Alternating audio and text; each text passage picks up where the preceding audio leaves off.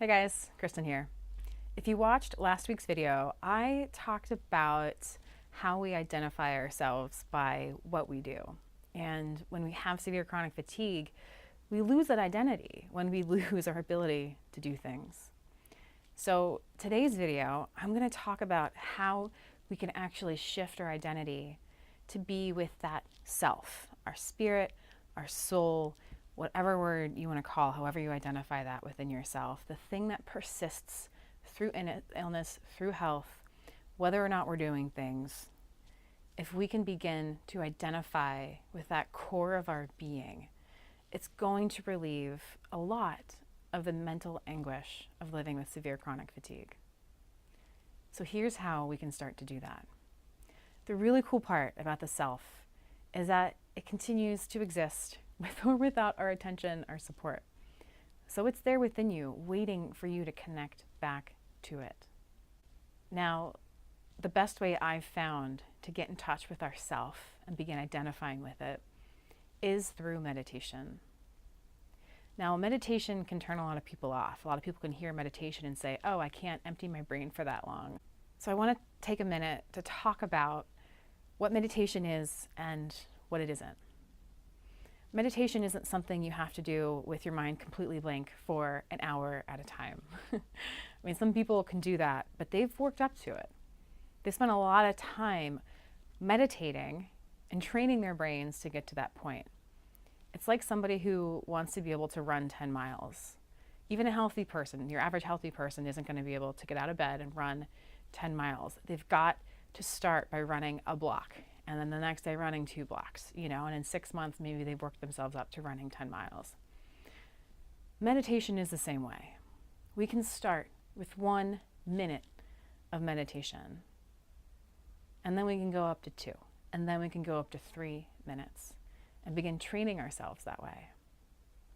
Another cool part about meditation is that it doesn't have to be about emptying our minds. It isn't about the state of mental emptiness. Meditation is actually about the practice of allowing our minds to be empty.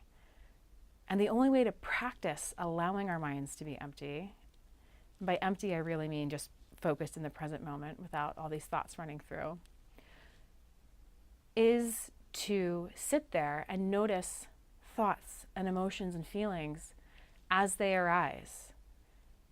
And the difference is, instead of investing in and following those thoughts and emotions and feelings, learning to see them, observe them, and let them just pass through. Let them exist until they disappear.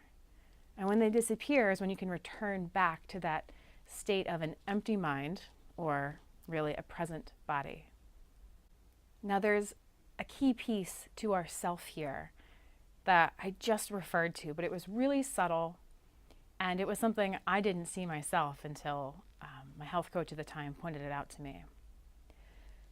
So we think of ourselves as having emotions and thoughts, right? But it actually goes deeper than that.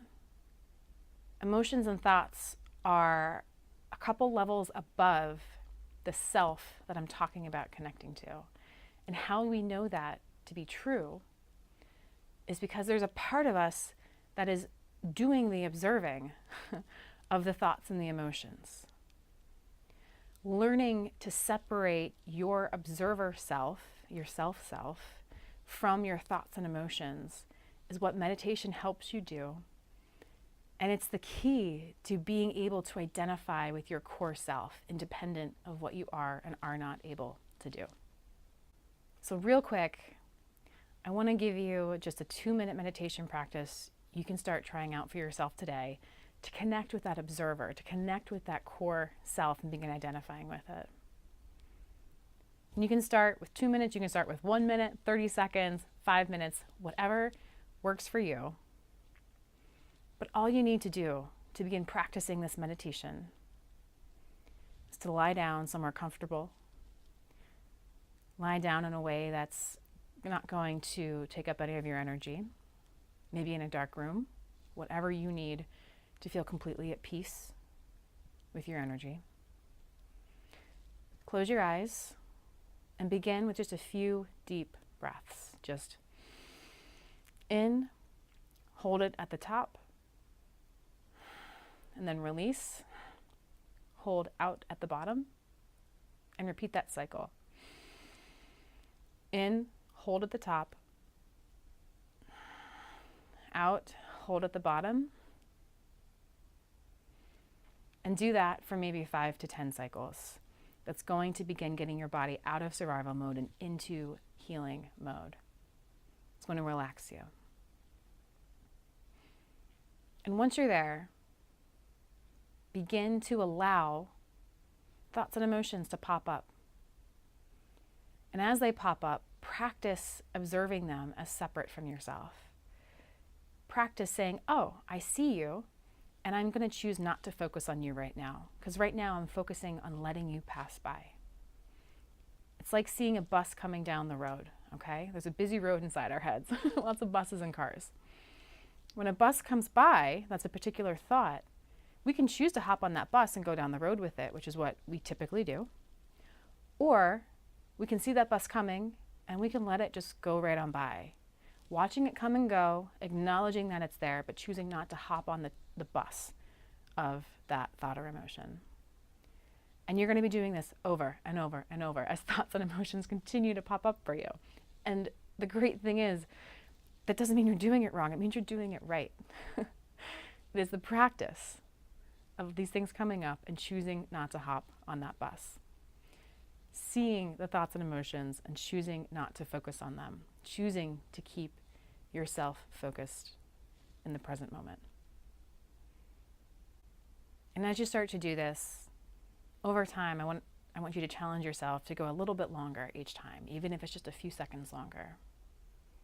Because this is the foundation practice that will lead to more emotional freedom and stability while you're still living with severe chronic fatigue. It is going to produce a measurable increase in the quality of your life, even while you still have the symptoms. Sending you love and health, I'm Kristen.